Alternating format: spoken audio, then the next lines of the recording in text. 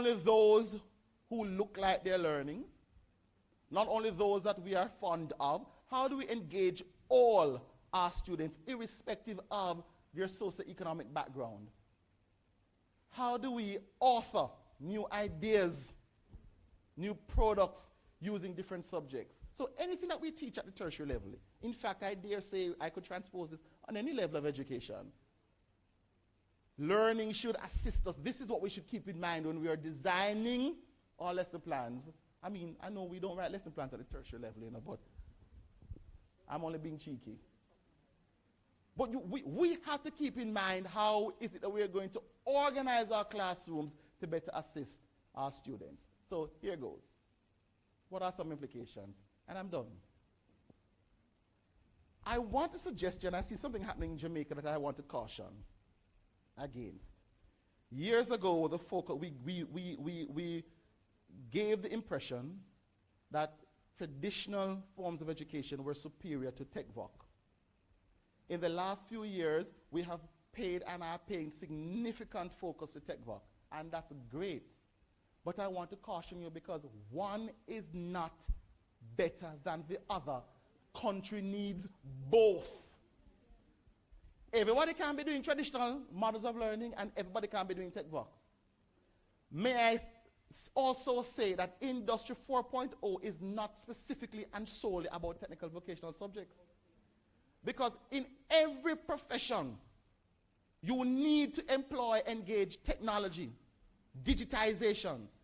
So Industry 4.0 is not to be thought of as being only for TechVoc. So your occupational, all the disciplines require, are impacted by and will impact Industry 4.0. So even those who are doing medicine, law, and I could go on and on and on. Industry is a focus on development of skills and higher order critical thinking skills. So we need now a vision and a policy position. We need to strategically reposition ICT, and I'm sure I saw Assistant VP from UTech. This is a personal disappointment of mine, and let it be recorded. This I will say I said.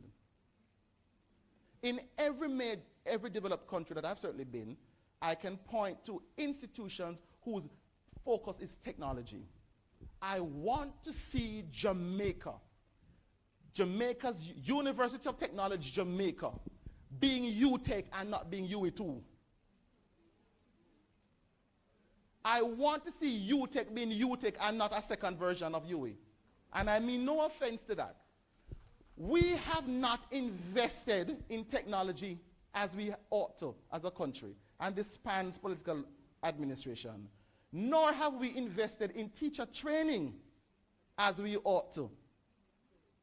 If we're going to focus when you walk into your tertiary institutions, whether universities, the universities, and everybody now has institutional accreditation.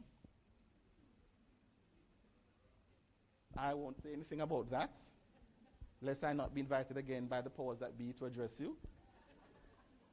But when you walk onto your tertiary institutions now, all 40 odd of them, or 52 of them, no, 40 odd of them, and there are 52 medical schools in the Caribbean. There are 52 medical schools in the Caribbean.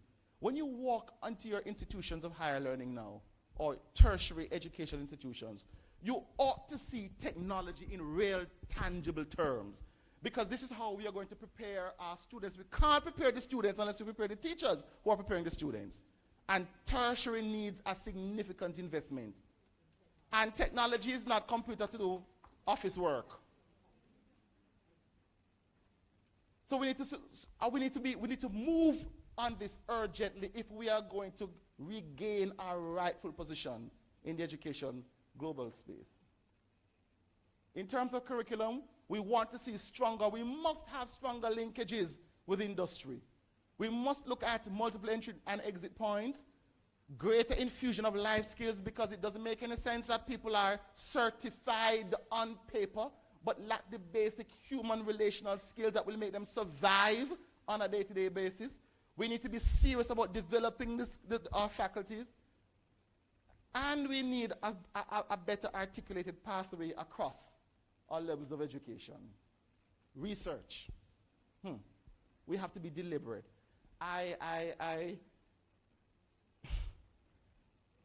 Let me not put it this way.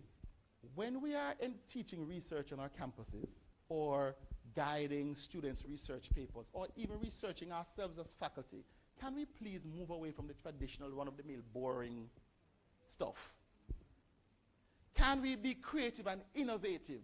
Can we be deliberate about the research? Can we operate across our disciplines in our colleges? Can we have one assignment that requires students to be multidisciplinary in nature as opposed to every discipline giving a research assignment? Can we as faculty collaborate? Can we find solutions and sell those solutions to the companies in the geographical locations in which we operate? Can we be far more proactive in going to them and asking them, what is the issue that you're having and how can I assist? Because nobody invests in anything dead or dying. So can we be a little bit more proactive and take ourselves to the companies as opposed to waiting for the companies to come to us? Can we go to them and ask them, what are the issues you're having? How can we develop solutions and how can we innovate? How can we give you ideas? Can we introduce professors of practice? Can we ask an industry, a captain of industry, to come and to teach on our campuses once a week or once a month, so that we bridge the divide between theory and practice?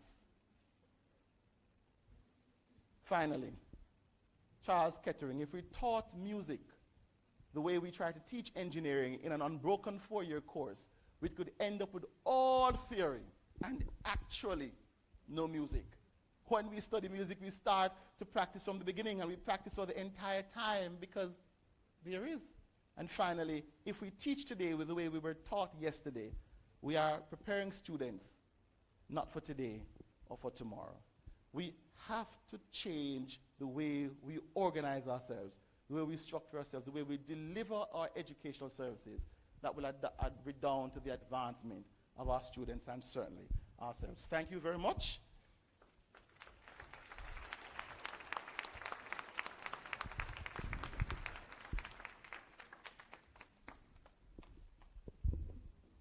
Ladies and gentlemen, I'm sure you will agree with me that we have had an awesome session.